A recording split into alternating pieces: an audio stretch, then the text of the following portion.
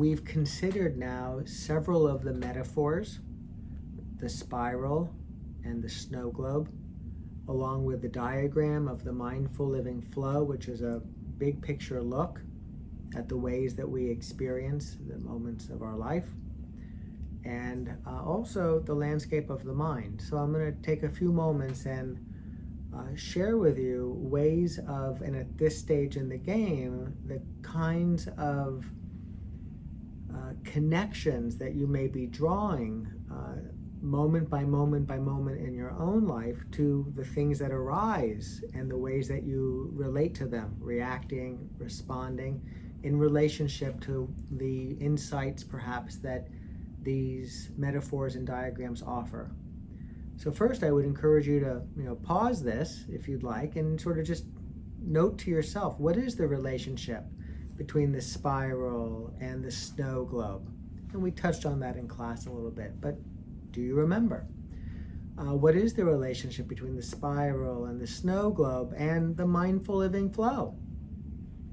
And where does the landscape of the mind factor in? And all of this really comes together as we are considering challenges and obstacles and the ways that we're parsing those in terms of taking something that happens in life that in many ways maybe historically had the challenge aspect and the obstacle aspect, for want of a more nuanced way of saying it, the thing that's happening that we're resisting and the ways that we are resisting or the forms that that resistance takes. We're teasing those apart using the terms challenges and obstacles, both to deepen our understanding of mindfulness and also as we begin to think about how we're going to communicate mindfulness and the value of mindfulness practices to others. A separate video will address a little bit more fully where we are with the challenges and obstacles conversation. So the spiral. Life happens. There's an event. And oftentimes when we resist that event, which can oftentimes happen, and the telltale signs of what it is that we're likely to resist are that it's unexpected, unwanted, undesirable, unpleasant. These are the things that tend to, they don't need to, but they tend to lead to a little bit of a resistance. That resistance often, in the case of the undesirable, the unwanted, the unexpected, can have a little bit of a negative or unpleasant quality to it in terms of how it registers, and this will lead to, as most moments of our life will, thoughts, feelings, and sensations in the body, like arising, generating. In fact, we could say life is just a never-ending series of thoughts, feelings, and sensations, and they change moment by moment. And part of what we're interested in is being more attuned to those changes and the ways that we are being influenced by them and the ways that we can engage mentally and physically to influence the next series of thoughts, feelings, and sensations that are arising so that we can be more responsive and less reactive. And you can see how even the way I'm describing the spiral, I'm connecting to the languaging of the mindful living flow. And so we can see how it is that life happens at the top of the spiral. There's an event, and that's life happening in the mindful living flow. That the match gets struck because we are resisting, and there's the resistance in our mindful living flow. And oftentimes, but not always, because it's a negative and unpleasant ways that we're experiencing it. But it could also be very pleasant. We could be very excited about something and also have a spiral where we're sort of not really there for the experience and we're sort of making it into more than it is, or whatever the case may be. But we tend to think of the spiral as the car cutting us off or the neighbor upstairs making a lot of noise when we're trying to study. And so from that flows various thoughts, feelings, and sensations. and it tends to lead to a reaction, which oftentimes is an overreaction, or the way we use the term reaction as compared to a response, which is more skillful, more effective. So the reaction tends to be less skillful, the response tends to be more skillful. And oftentimes when we have this kind of a spiral going on with agitated feeling states and tension in the body and reactive thinking, what tends to happen next, our reaction, oftentimes is to feel better, because we have all this stuff going on in terms of these thoughts, feelings, and sensations that just sort of oftentimes just come along. And there's a reason why they come along. Our whole life story is why we oftentimes will react the way we do. But they come along and we get swept away before we know it. We get catapulted into a series of stories and beliefs, or whatever the case may be. And so oftentimes the telltale sign that it's not a skillful response is that it was something that was done really to feel better. We yell, we honk, we call the landlord, whatever the case may be, based on the situation that we are resisting in some way, and we feel better, at least for the short term.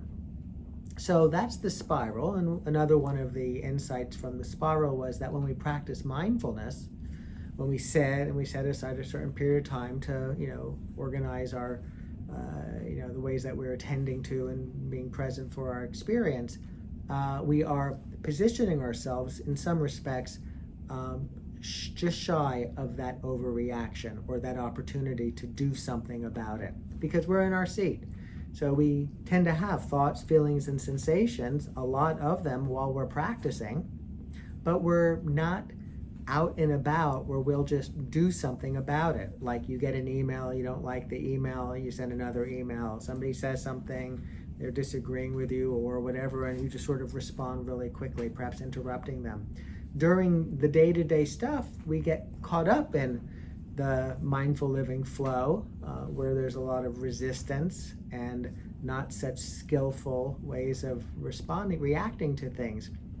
And here we're sort of saying, let me take a closer look. And the practicing that we're doing is really a practicing to, maybe you could see it in some ways as sort of being a little bit in the pressure cooker of our thoughts, feelings, and sensations, but they don't have an outlet.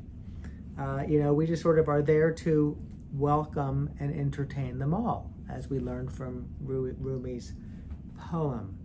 So that's the spiral. And of course, our overreaction becomes somebody else's event. And, they've got their thoughts, feelings, sensations. They then have their overreaction. And you're strongly encouraged to look at how this is playing itself out in your life, in little ways and big ways. Most spiral events are short-lived and small, but nonetheless, they build up. They reinforce certain qualities of the mind and the ways that we relate to each other and ourselves. To be keeping an eye out for spirals, because there's lots and lots of little spirals that take place, and big spirals, and it's easier to keep an eye out for the small ones and to sort of reflect on them because they're not so seemingly consequential. To know that when we sit and we practice mindfulness, we are really creating an opportunity to notice the thoughts, feelings, and sensations that are continually arising and oftentimes leading to overreactions. And oftentimes the overreactions don't involve other people, they involve ourselves. Like we have a plan to do something and then something happens and then we don't end up doing the thing that we were intending to do. And so it could be interpersonal, but more often than not, it's intrapersonal. It's influencing and really affecting us as much, if not more, than anybody else. And so that's why when we practice mindfulness, it may not be the most comfortable, easy 12 minutes. In fact, it could be filled with thoughts, feelings, and sensations that are not particularly pleasant. But, and this is the key, we are interested in getting to know this interior. We're interested in getting to drill deeper and have a more granular understanding of that which oftentimes is catapulting us to react. And this is where we are in our class. We're sort of at the point where we can begin to do that a a little bit more intentionally and with a little bit more understanding of why we might be doing it. In the language of the snow globe, you could shake that something happens and it shakes our snow globe. Well, that's life happening and it shakes our snow globe. And that could lead to us, getting lost in our experience, so to speak, and engaging in some decision making or some conduct that is less than helpful. And we are learning to observe our snow globe. We're in the snow globe and we can observe the snow globe. And we're in the spiral and we can observe the spiral as it plays out. And that position of observing the snow globe, observing the spiral, they're one and the same. The spiral just parses it out a little bit more, conceptually for us. That observing is really the key.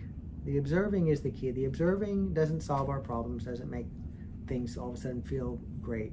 But the observing is in the mindfulness realm, the observing and the being able to observe and witness, which is its own gradient. There's really observing and witnessing, and then there's momentarily observing and then getting pulled back in.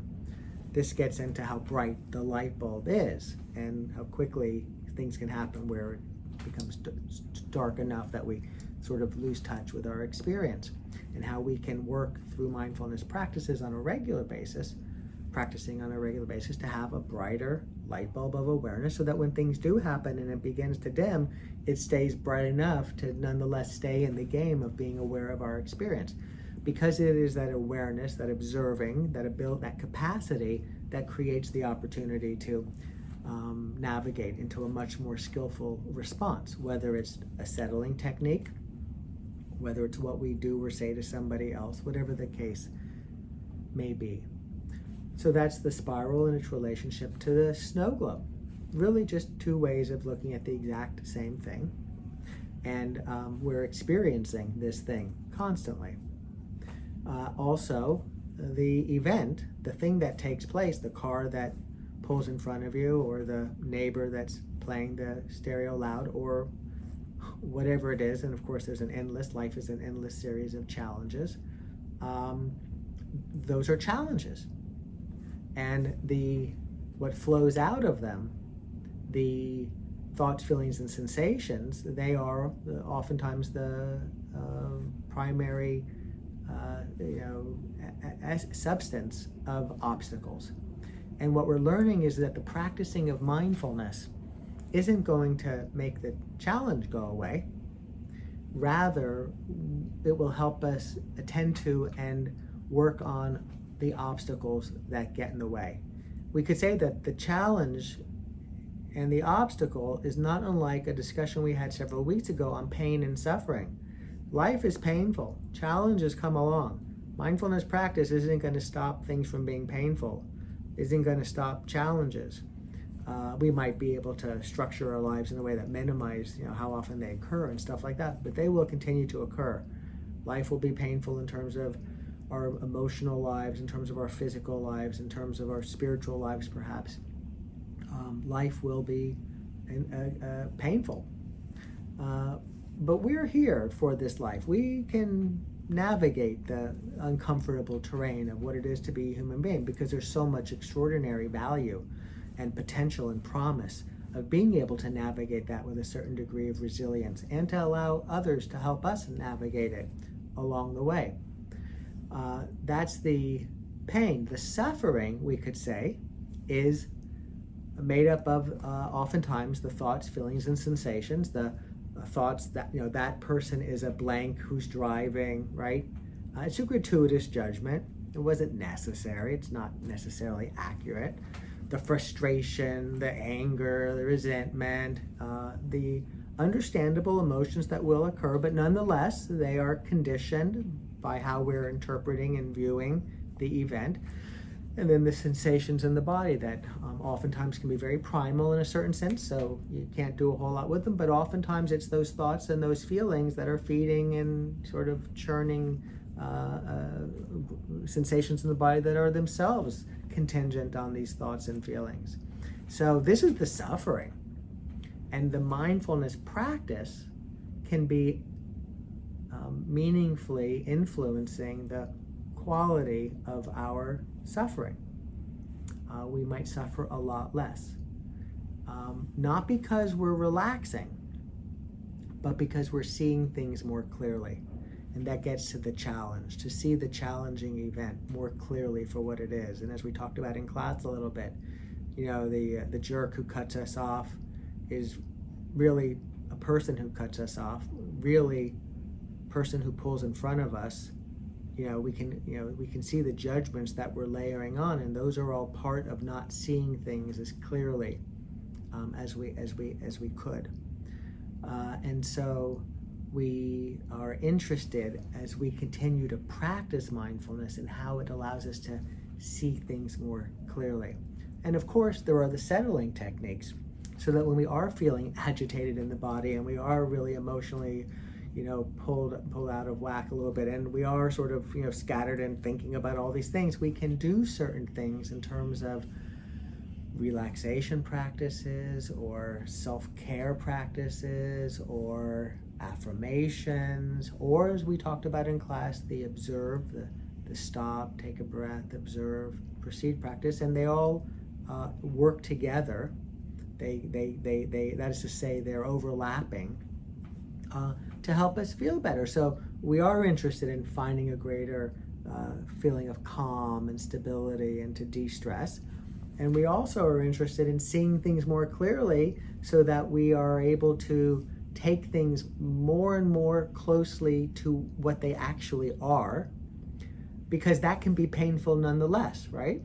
And then we can bring to bear the things that we can do to help take care of the discomfort that is inevitable as part of the pain of life, whether it's little, like getting an email that you wished you hadn't gotten, or hearing from some employer that you're not going to have another interview. That's painful.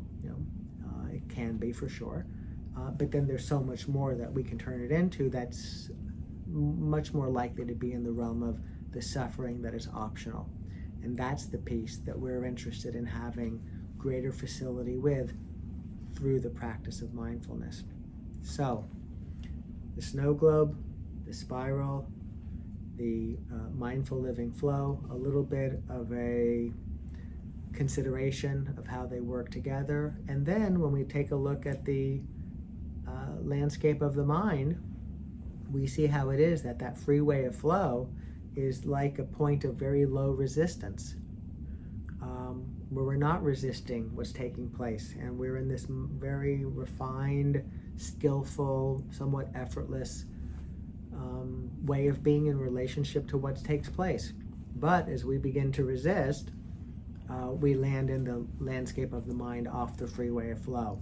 And if you look at that environment, you will see the valley of fear and the river of regret and the dungeon of doubt and the cul-de-sac of caught with jealousy and frustration and weariness and being in the weeds and all that. And those are the obstacles. And I am hopeful that at this stage, and with the time that we've spent, which I thought was very productive today in class, building on last week's conversation, really building on all of the week's conversations, that you are perhaps a little bit more attuned to the subtlety and the importance of seeing a little bit more deeply into how it is that what takes place in our life, we can extract out the challenge from the obstacle, and this has us not trying to fix and solve the thing that isn't really the source of the underlying issue. It has us attend to it directly, but then the key is, where we are in our journey, how do we attend to the obstacles? And how does the practice of mindfulness help with the obstacles? We intuitively naturally get that a settling technique can help us feel better when we're caught in a spiral or caught in a snow globe. But a much more powerful, I would say, not more important, but in some ways more powerful shift can come when we are more mindfully aware and present, and mindfulness practices help us get there when snow globes begin to shake and spirals begin to spiral. All right, I hope you found this to be helpful. It's meant to really encourage you to keep an eye out for the obstacles that you are identified for yourself, and to notice all the different circumstances, the different challenging events that can generate the same and related and closely connected and overlapping obstacles. All right, wishing you well.